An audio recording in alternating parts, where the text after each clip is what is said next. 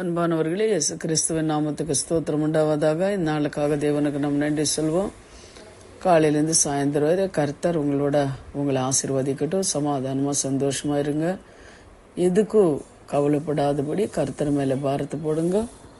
கலிங்க தவிக்காதீங்க, கவலைப்படாதீங்க. கர்த்தர் உங்களோட இருந்து பெரிய காரியங்கள் செய்வார். இன்னும் கூட நம்ம வேதத்தில் ஒரு வசனத்தை எடுத்து நம்ம தியானிப்போம். சங்கீதம் 37வது அதிகாரம் 4வது வசனத்தை நீங்க பாருங்க. கர்த்தரிடத்திலே மனமகிழ்ச்சியாயிரு, அவர் உன் இருதயத்தின் வேண்டுதல்களை உனக்கு அருள செய்கிறார். கர்த்தரிடத்துல மனமகிழ்ச்சியா நம்ம இருக்கணும். அப்போ நம்ம இருதயத்தின் வேண்டுதலை வரனே அவரு மகிழ செய்வார். அப்படின்னா கர்த்தர் நம்மளோட இருக்கும்போது சந்தோஷமான சமாதானத்தோட நம்ம இருக்க முடியும். கர்த்தர் நம்மளோட இருந்தா பாருங்க, ஒரு காரியம் என்னன்னா, நீங்கள் ஊழியம் செய்கிறவங்களா இருந்தாலும் சரி, விசுவாசிகளாக இருந்தாலும் சரி, நீங்கள் ஒரு காரியத்தை ஆண்டவர்கிட்ட கேட்குறீங்க, அவர் உங்களுக்கு கொடுக்கும்போது உங்களுக்கு எப்படி நீங்கள் சந்தோஷமாக இருப்பீங்க. அதுக்கு ஆண்டவர்கிட்ட ஒரு காரியத்தை கேட்டு பெற்றுக்கொள்ளும் போது மட்டும் சந்தோஷம் இருக்கக்கூடாது. எப்பொழுதும் கர்த்தர்கிட்ட மகிழ்ச்சியோடு நம்ம இருக்கணும். ஏன்னா நம்மளோட இருக்கிறவர் வானத்தையும் பூமியும் சிருஷ்டித்த தேவன். அதனால கர்த்தர்கிட்ட எப்பொழுதும் மகிழ்ச்சியா இருங்க, சமாதானமா இருங்க, சந்தோஷமா இருங்க. கர்த்தர் பிசாசானவன் என்ன பண்ணுவான்னா ஓடி போயிடுவான். ஏன்னா எவ்வளவு கஷ்டங்கள் வந்தாலும் சரி நம்ம சந்தோஷமா இருக்கணும். தேவனை நம்ம துதிக்கிறவங்களா இருக்கணும். வேதத்துல நம்ம பார்க்கும்போது தாவீது பாருங்க, எப்பொழுது கர்த்தர் துதித்து கொண்டே இருந்தார். எவ்வளவு பாடுகளும் உபத்திரங்களும் வந்தாலும் துதித்து கொண்டே இருந்தார். நம்பிக்கையா இருந்தார், விசுவாசமா இருந்தார்.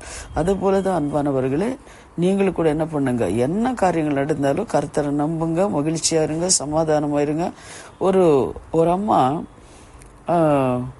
நான் ரட்சிக்கப்பட்ட புதுசுல எங்க வீட்டுக்கு வரும்போது அந்த அம்மா குடும்பத்தில் பார்க்கும்போது சாப்பாட்டுக்கு இருக்காது. ஏன்னா அப்போதான் அவங்க ரட்சிக்கப்பட்டிருக்கிறாங்க, சாப்பாடு இருக்காது. அவங்க வீட்டுக்காரு நாட்டு மருந்தெல்லாம் விற்கும் போது அந்த விற்று ஏதாவது காசு எடுத்துட்டு வந்தா அதுல அரிசி பொறுப்பு வாங்கி சாப்பாடு செய்வாங்க. ஆனா அப்படி இருந்தவங்க அவங்க எப்ப பார்த்தாலும் அவங்க ஜெபம் பண்ணிட்டு தான் இருப்பாங்க, சந்தோஷமா இருப்பாங்க, சிரிச்சிட்டு இருப்பாங்க. அப்ப நான் அவங்க கிட்ட கேட்பேன், எப்படி உங்களுக்கு இந்த சிரிப்பல்ல வருது? வீட்டில் என்ன சாப்பாடு செய்யலன்றீங்க, இன்னும் எங்கள் வீட்டுக்காரர் வரல அப்படின்றீங்க, எப்படி உங்களுக்கு இந்த சிரிப்பல்ல வருது அப்படின்னு அவங்க சொல்லுவாங்க. என் கூட கர்த்தர் இருக்கிறார், அதனால நான் எப்பொழுதும் சந்தோஷமா இருங்க அப்படின்னு சொல்லியிருக்காரு. அதனால நான் சந்தோஷமா இருக்கிறேன். ஆனா என் தேவன் ஒரு நாளும் எனக்கு பட்னியே விட மாட்டாரு அப்படின்னு சொல்லி அந்த அம்மா சொல்லும் போது எனக்கு ஆச்சரியமா இருந்தது.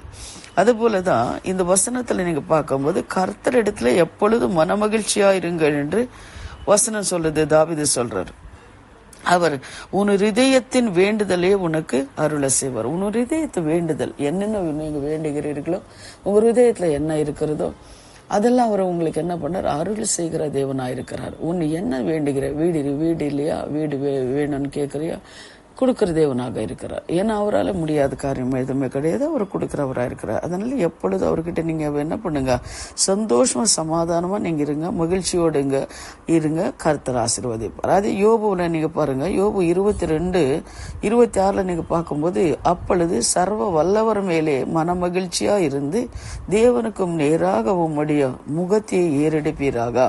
பாருங்க, அப்போ யோபு சொல்றாரு, சர்வ வல்லவர் மேலே நீ எப்பொழுது மகிழ்ச்சியாயிரு, தேவனுக்கு நேராக உம்முடைய முகத்தை ஏறிடு அப்படின்னு. அப்போ தேவன் நம்மளோட இருக்கிறாருன்னு ஒரு சந்தோஷ சமாதானம் யோபுக்கு இருந்தது அப்படின்னு கூட நம்ம அறிந்து கொள்ளலாம்.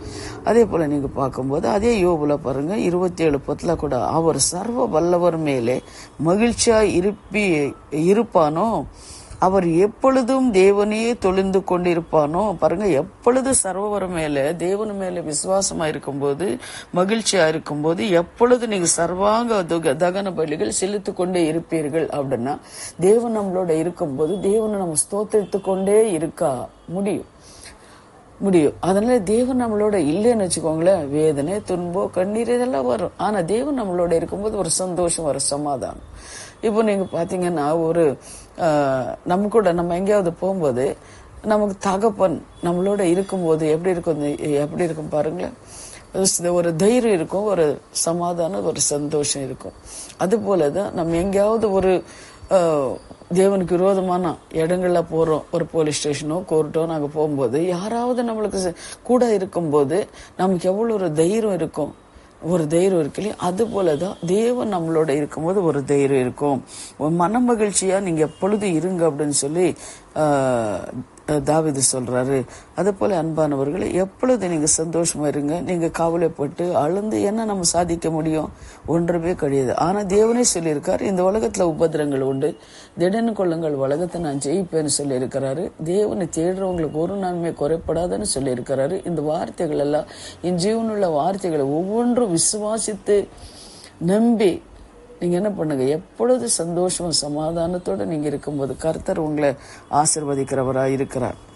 சரிங்களா? இப்போ நம்ம ஜெபிக்கலாம். எங்களை அதிகமாக நேசிக்கிற பரலோக பிதாவே, சர்வ வல்லமுள்ள தேவனே, சர்வத்தையும் படித்தவரே, ஆண்டவரே, நீ சொன்னிருக்கிற கர்த்தாவே, வசனத்துப்படி கர்த்தாவே, கர்த்தரிடத்துல எப்பொழுதும் மன மகிழ்ச்சியா இருங்கள், உன் இதயத்திலேயே வேண்டுதல் நிறைவேற்றுகிறார் அப்படின்னு சொன்ன இந்த வசனங்கள் இந்த காலை வேளை கேட்கிற ஒவ்வொரு குடும்பங்களும் ஒவ்வொரு பிள்ளைங்களும் கர்த்தாவே ஸ்தோத்திரம். அப்பா, எவ்வளவு கஷ்டங்கள் இருந்தாலும் சந்தோஷமா சமாதானமா இருக்க தேவன் கிருபை தாங்க சுவாமி. அவங்க தேவைகள் எல்லாம் என் தேவனை சந்திங்க, உங்க சாட்சியாக அவங்களை நிறுத்துங்க கர்த்தாவே. ஸ்தோத்திர சுவாமி. கேட்கிற ஒவ்வொரு பிள்ளைங்களும் மேலே தேவா உங்க பிரசன்னம் இருங்கட்டும். இயேசுவின் நாமத்தில் ஜெபிக்கிறோம் என் ஜீவனுள்ள நல்ல பிதாவே. ஆமென். God bless you.